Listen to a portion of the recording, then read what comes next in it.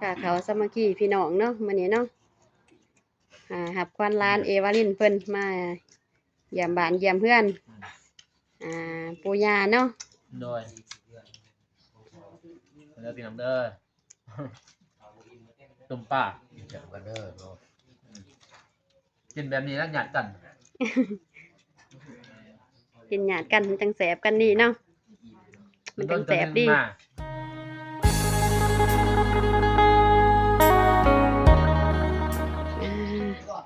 เปิดภาพมาพี่น้องเอ้ยตัวสว่างบายพี่น้องเอ้ยมื้อนี้มาเล่นน้ำบ่าวอานุ่งพี่น้องเอ้ยเพิ่นมาเพื่อนมาซ่านเนาะมาเยี่ยมบ้านเยี่ยมเมืองพี่น้องเอ้ยพาหลานสาวเอวาลินเพิ่นมาเล่นน้ำตากับยายเพิ่นอยู่เพื่อนพี่น้องเอ้ยมาสวงเทียงจังซี่กะมาวางผ้าขาวสามัคคีกันพี่น้องเอ้ยนำทีมงานบ่าวอานุ่งเพิ่นพี่น้องเอ้ยพี่น้องๆเพิ่นมากบหน้ากบตาพี่น้องเอ้ยมื้อนี้มาเฮือนลุงใหญ่มาลูกปลาลานกินสบายดี FC เนี่ยพ่อใหญ่เอ้ยสบายดีสบายดีสบายดีลุงใหญ่เพิ่นว่าเนาะลุงใหญ่ป้าใหญ่เพิ่นพี่น้องเอ้ย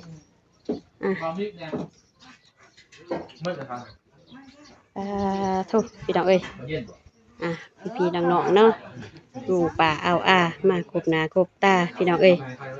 มาห่วมผ้าเขาสามัคคีพี่น้องเอ้ยอยู่เพื่อนลุงใหญ่มื้อนี้เนาะลูกเต่าเพิ่นกะมาเปิด3-4คนพี่น้องเอ้ยยังแต่สาวอำพรเพิ่นบ่ได้มาเนาะเพิ่นลูกสาวเพิ่นยังอยู่เพื่อนบ่าวอนุ่งบ่ได้มาเนาะโตพี่น้องเอ้ยมื้อนี้มื้อสันวันดีเนาะสบายดีบ่าวอนุ่ง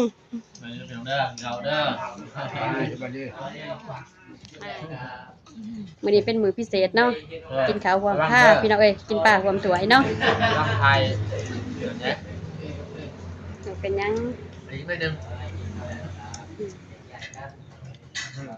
จบได้ยังกินเนาะมื้อนี้เนาะก่อยป้ากินก่อยป้าจบพี่น้องเอ้ยอาหารเสพเนาะครัวเรียบร้อยก่อยสุกแบบธรรมดาก่อยสำลาก่อยสุกสำลามันแต่พอดีนะกินสำลาอะไรค่ะเขาสามัคคีพี่น้องเนาะมื้อนี้เนาะหับควันร้านเอวาลินเพิ่นมาเยี่ยมบ้านเยี่ยมเพื่อนปู่ย่าเนาะโดยเด้อพี่น้องเด้อตุ่มป้าจับกันเด้อกินแบบนี้แล้วหยาดกัน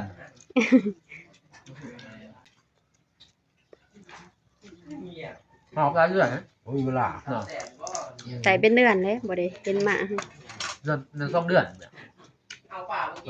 แต่สว่างกาแฟเดือน11เนาะ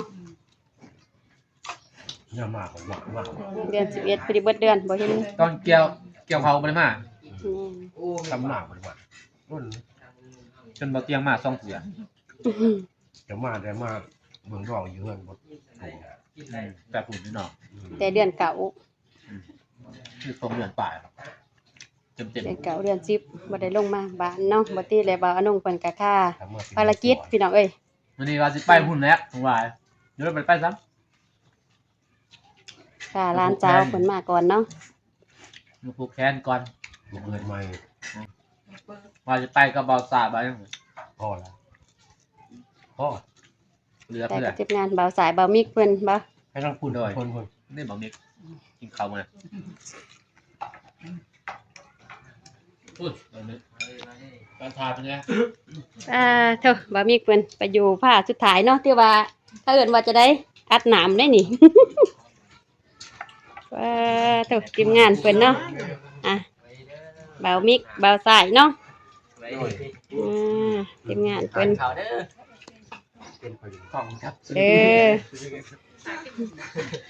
กบหน้ากบตาเนาะ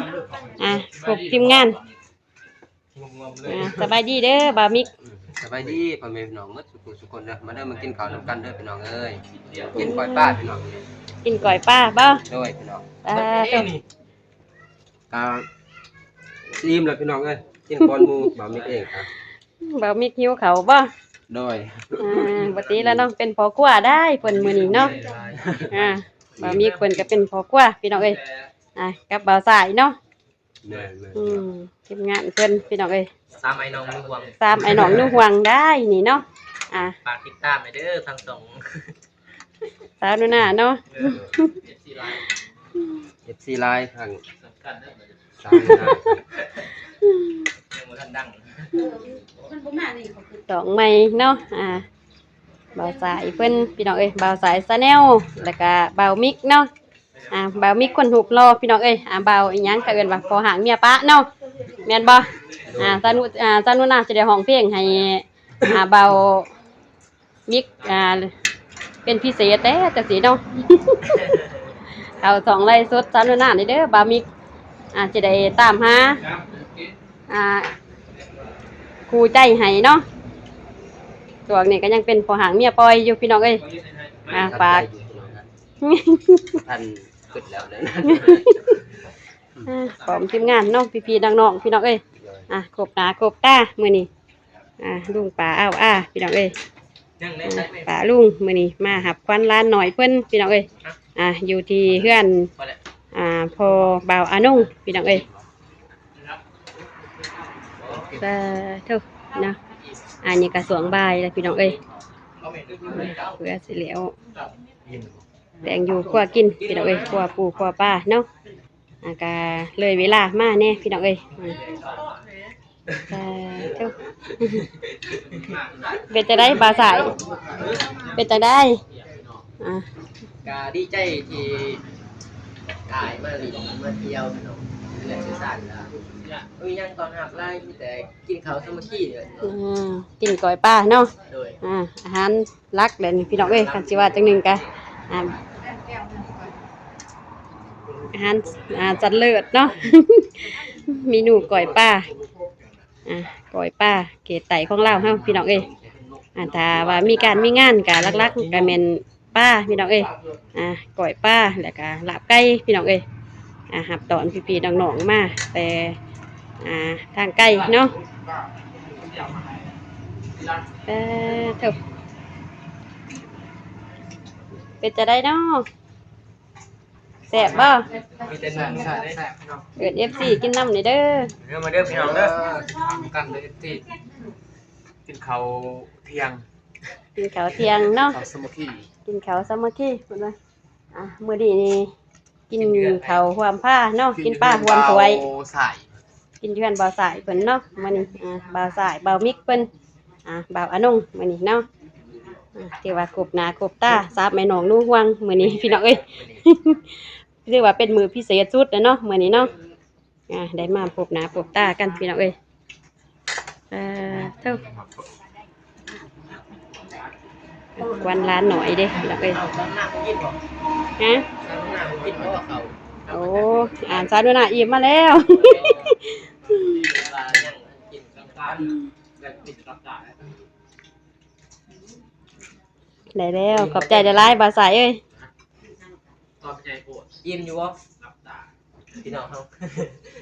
ผู้บ่าวมีแต่ผู้บ่าวเนาะทีมนี่เนาะบ่าวยังเนาะทีมงาน3บ่าวเพิ่นบ่าวหนุ่ม เบาปิว บ่าวปิว เบาเล็ง บ่าวเล็งป้าเท่าสื่อกะงามน้ำกะคองเนาะทีมงาน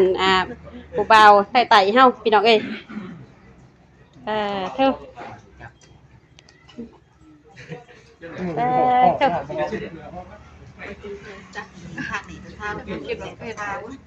สบายดี FC เด้อเนาะเบายังเนาะเบาโก้เนาะเบาโก้หลอกเบาพอได้หยอกเพิ่นเนาะพี่น้องเนาะกินแล้วกับก้อยป้าพี่น้องเอ้ยมา เอาอิ่มหมดเป็นของเฮาได้ เท่าเนาะนางสาวบุษบา นั่งเจ้าสุดว่าอ้ายก่อนนั่งแต่งบน หน้าแดงคือยังจะ ผู้สาวก็มีแต่ผู้เคินๆเนาะพี่น้องเนาะมาปิดถ่ายทางเบาอนงเพิ่นเนาะพี่น้องเอ้ย เปิดครั้งแรกบ่เปิดในซองซานูน่าบ่ แม่นเปิดครั้งแรก เปิดครั้งแรก โอ้เชื่อเลยต่อ แต่เจ้า สิมาเลี้ยงยาบ่ เป็นแบบบทเพลงเลยเนาะสิมาเลี้ยงยา โอ้ยใกล้ๆกันเลยนะน้องนี่อะไรกัน อืม ใกล้กันสาวอยู่ที่ เห็นแล้วเป็นไง มันมาจะร้าน เบิ่งซื้อหิวน่ะ ผู้ชายกินผู้ชาย เห็นอยู่บ่ เห็น เนี่ยใบที่กอก สบายดีแน่อืม เป็นหมดนะ ครบทีมงานเนาะครอบครัวเพิ่นน้องน้องมุกเพิ่นบ่ได้มาเนาะ ดวงตา มุกดวงตาเพิ่นไปโอ้ ไห้แล้วมันเล่นพ่อแม่บุกไปปะดิเพิ่น เพิ่นอยู่กับเพิ่นแล้วเนาะอยู่เพื่อน นั่นบุกไปปะลูก อืม บ้าหมดแล้ว อันแรกฉันเอาเดินหน้าแล้วก็จะไปทำเลย ปะบ่ได้นะแต่ว่ามันไปเฮียนต้นเพิ่นเฮาก็บอกเมื่อนี่ลูกไปเฮียนเด้ โดย มันบ่ไปทำไปเฮียนไปนครแม่คือเก่าบ่ได้กินในปะ ไปเรียก เพราะว่าจวกใหม่ๆจังซี่เพิ่นก็อยากมีคือเพิ่นว่าแหล้วเนาะแนวเด็กน้อยหน่อยจิตหน่อยใจแน่ นี่เฮาต้องตอนนี้แล้วเฮาให้สอนลูก แม่น ให้คิดหน่อยต้องในใจทางใดเฮาก็หักหมดน่ะ โดย สอนเพิ่นละเอียดให้ชัดเจนบ่ให้ยอกนะตอนนี้ว่าหักคนนึงคนนี้เอาบ่ให้ยอกได้ โดย เพราะว่ามันสำคัญในจิตใจเด็กน้อย แม่น ผมรออยู่เลยเนี่ย เพราะว่าเราต้องบ่รอเรียนจนว่ากับจิตใจเขากำลังเรียนรู้เด้เราต้องสอนให้เขาเชื่อเราหักหมดสำคัญหมด โดย ครับถ้าว่าเฮายอกบ่ให้ยอกได้พ่อแม่ที่สำคัญคือพ่อแม่บ่ให้ยอก โดย คนอื่นสิเว้ากันจังก็อย่าแต่ว่าพ่อแม่ห้ามเว้าว่าหักคนนี้หลายหักคนนั้นหลาย โดย พอเด็กน้อยซำนี้7-8 ปีสิจำไว้เลยในสมอง โดย จดไว้เด้เกินมาเมมโมรีเราต้องเอาความหักของเฮานี่ลายบ่ว่าเดี๋ยวนี้เด้อรู้ว่าบัดนี้เด้อเอาออกนี่ให้เป็นแบบนี้ให้บอกให้ด้วยเจ้า โดย ดูเลยเฮาเว้าบ่คักบ่แน่บ่ได้เด้ โดย เด็กน้อยซำนี้มันสิเพิ่นว่า2คนเด้แต่ว่าใจลูกแล้วก็ฮู้แล้วบัดนี้จะบอก โดย พ่อแม่คือนั่นเด้นี่เป็นทางเข้าแท้นี่บอกเดี๋ยวนั้น โดย ตอนทำบ่ทันได้นี่น้อยๆนี่มันบ่ทันฮู้เด้ว่าความหักนะว่ามันสิหักเฮาซำใด โดย ขยันน้อยใจบ่ได้น้อยใต้ลายเด้เซเพมีบวกเด้อก็มีอีก แม่นเนาะไปพี่น้องเอ้ยสาวดูน่าจะได้เบรกไว้ซะมีเด้อบ่าวอนง นะ จะได้ จบแล้ว โดย มันจะไว้จังที่ 13 โอ้ยไว้แท้ใหญ่บ่ตายนี่เด้คามติจะให้มันยาวกว่าทามเนาะย้อนอดีต ครับ มาเลื่อนพ่อแม่ โดย บ่ได้เกินว่าได้กินข้าวห่อผ้าน่ะมีเกินว่าบ่ลงมานี่โดนเทื่อนะ โดย ที่เป็นปีก็ยังมีบ่ได้มาหา โดย นอนเป็นสาวเลือด บ่ได้มาหาเพิ่น พ่อแม่ แต่ว่าบ่นุ่งก็ยามมีก็ ลูก แต่ ชาย มันมาบ่ทันก็เอาเงินให้คนนั้นคนนี้ถามมานั่นนะ โดย บ่ทงบ่ทันเด้มีบ่ก็บ่มีแต่ว่าเฮามีสำใดให้สำนั้นนะ โดย ดีกว่าเฮาบ่ให้นะโดย มี 10,000 สมมุติเนาะเฮาในครอบครัวมี100,000บางทีเฮาก็ให้พ่อแม่คนละ 10,000 ก็ยินดีดีกว่าเฮาบ่ให้จักกีบเด้ โดย โดย กีบหนึงต้องเก็บแต่เพิ่นเลี้ยงเฮาแต่น้อยจนใหญ่บัดเฮาก็คือว่าน้องนี่เห็นเงินเห็นพ่อแม่นะเห็นนั้นจักสิจะได้ใส่ต้นน่ะ บ่ดีแล้วเนาะ การสิว่าจังหนึ่งก็เพิ่นเป็นผู้บังเกิดกล่าวเฮาเป็นผู้ที่ว่าผู้กำเนิดเฮาเนาะตามว่าพระอรหันต์อยู่เฮือนล่ะพี่น้องเอ้ยเนาะ แต่มาเว้าถึงศาสนาพุทธกันเนาะ แม่น ศาสนาพุทธก็อยู่วัดอยู่ว่าก็ยังบ่พอเกิน แม่น ก่อนเฮาสิไปสร้างวัดสร้างว่าพ่อแม่เฮายังอยู่เฮาก็ต้องให้เพิ่นก่อน โดย สำคัญแต่ว่าเฮาสร้างบ่ก็สร้างคือกันนะให้เพิ่นแน่สลับกันแน่ โดย มันจะเฮ็ดบุญเฮาก็เอาให้เงินเพิ่นไปเฮ็ดบุญนั่นแหละ โดย คือกันนั่นแหละเก็บเดียว ว่า ปีใหม่เจอกันพี่น้องเอ้ย โดย ถ้าว่าที่ก็สิได้มาเนาะว่าเบิ่งก่อนช่วงสงกรานต์เนาะ แล้วแต่มือว่างไปเลยเนาะบางนงเลยคือนี่แหละกลับมาคนเดียวกลับมาได้อยุ่งเนาะ โดย แต่มันก็บอกคักบางนงต้องได้มากับลูกกับเราเนี่ยนั่นมาเมื่อวาน เป็นกอบเป็นกว่าแล้วเนาะ เนี่ยเนาะมาแต่คนเดียวก็นั่งเล่าซื่อๆแม่นบอกเราอะไรกินงานมีเรียนมีงานนั่งกันนี่พอได้ให้เพิ่นเป็นร้านนะ โดย เขาโบ้เด้ โดย ในเรือนมันจะมีภัยอยู่มีแต่น้องสาวเป็นอะไรเนาะ เคยกับเขา มีภัยแล้วก็ซ้ายมันจะมีภัยนะ โดย แต่ว่ามีแต่ทราบ4คนอยู่มีญาติได้ไม่หนอ โดย มีเด็กน้อยน้องสาว มีอา คนใด ตี น้องสาวคนใดคนหน่อยเนาะเอากันรายปี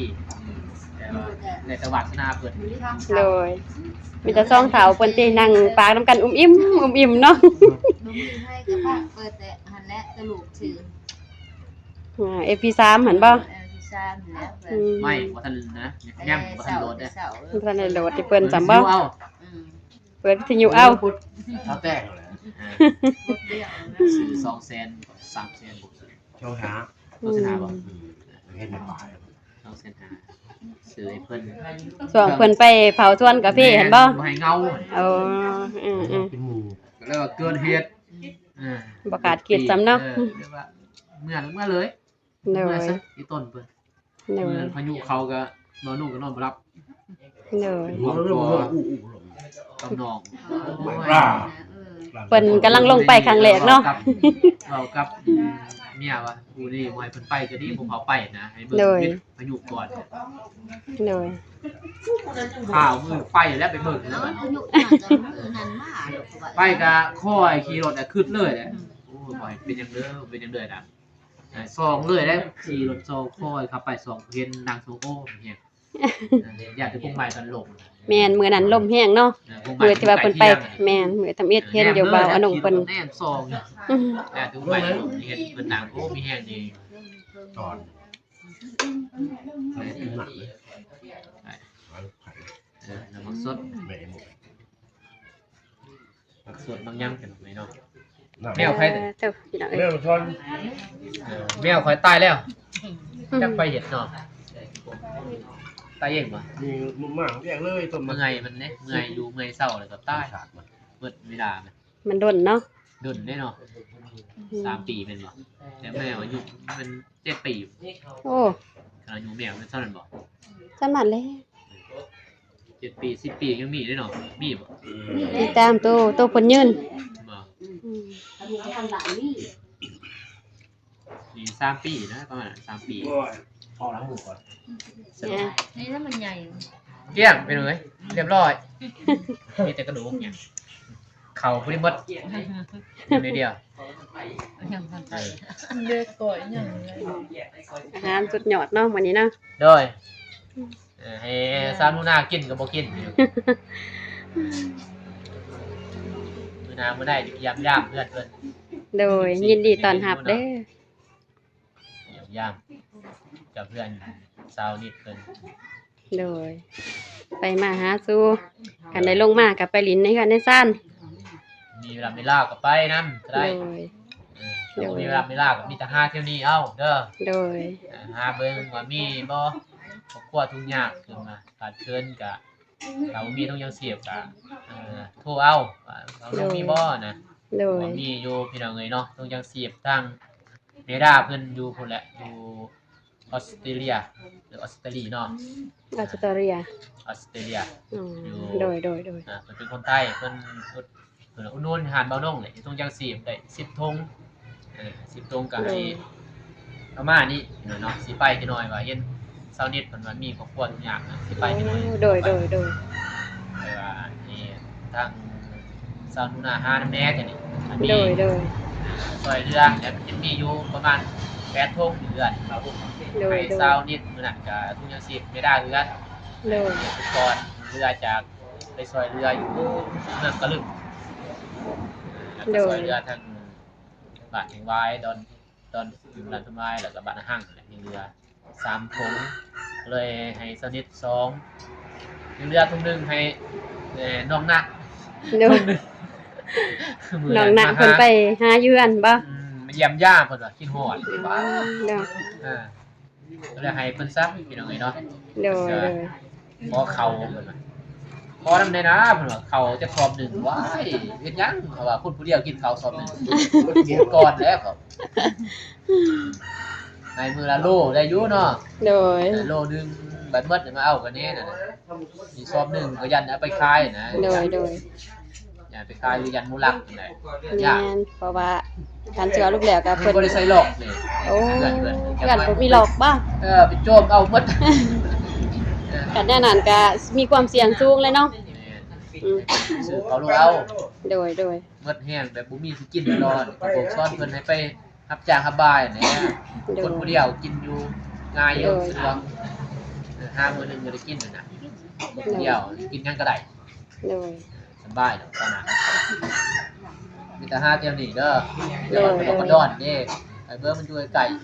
โดย กรอกลายนี่ไป ยังว่าสิลองไปกับสาวนิดเพิ่น ไปแถวนี้ น้ำในลูก แต่มีแล้วว่ะเราลูกมีแล้วเด้อว่ะมาเบิ่งแน่ว่ะเป็นครอบครัวทุกอย่างหลายว่ะเด้อว่ะมาซอยเด้ทางนี้มันนุ่มมีเวลาก็โค้งมาเลย โดย ในรายการ ภาพยาวเลยนะ ที่บอกเที่ยงมากอ่ะสิพาไปแต่ว่าแห้งพาไปเบิ่งยังไงเนาะ โดย ยากซอยซ้ำซอยได้ โดย หายแล้ว โอ ยิ้ม เค แล้ว น้าวนี่น้าวนี่ ขายสุด นะเป็นคลิปให้อีกนะพี่น้องเอ้ยเนาะก็พาไปติดตามทางซ่องสาวนุหน้าเด้อพี่น้องเอ้ยเนาะเพิ่นก็อยากเป็นสะพานบุญให้เนาะแต่ โด ว่าย บ่ทันเว้าเพิ่นว่าเว้าบ่ทันเก่งเพิ่นว่า โดย ทุกอย่างทุกอย่างก็ล้วนมีเกินว่าใส่มุลเวลาแหละบ่แม่นว่าเกิดมาเฮาสิเป็นเลยก็เป็นไปบ่ได้ ขอเป็นขอไปเด้อสาธุนาเนาะกับทาง MC นะทางเบาลงไปติดตามทางซอกสาวนูนาเด้อพี่น้องเอ้ยเนาะ Family นูนา Family พี่น้องเนาะเป็นภาษาไทยซอเนาะตัวสระตัววอตัวนอนอนกพี่น้องเอ้ย โด เนาะ ย แล้วก็สรุแล้วก็ Family เนาะ ลูกหน้า นูนาน้อยสะอาดเนาะ โดย Family กับติดตามแน่พี่น้องเนาะ กินเลยนะ ขอบคุณขอบใจทาง FC ทุกท่านที่กลับมาเบิ่งมาส้มเนาะคลิปสาวนุหน้าแต่ต้นจนจบคลิปก็ขอให้ FC ทุกท่านและผู้ใหญ่ทุกคนทุกท่านจงอยู่ดีมีแห้งความเจ็บใดๆความไข้สิมีขอให้ห่างให้มีลำหลับด้วยเด้อเบิดสู่คนพี่น้องเอ้ยเนาะขอบคุณขอบใจหลายทางสาวนุหน้าที่มาผู้คอต่อแขนเกินว่าอยู่เพื่อนอยู่ซ่านทั้งพ่อแม่ขอบใจหลายที่เพิ่นมารวมขอต่อแขนนำเลยเนาะพอกันใหม่คลิปหน้าคลิปนี้ผมกลับว่าสวัสดีไป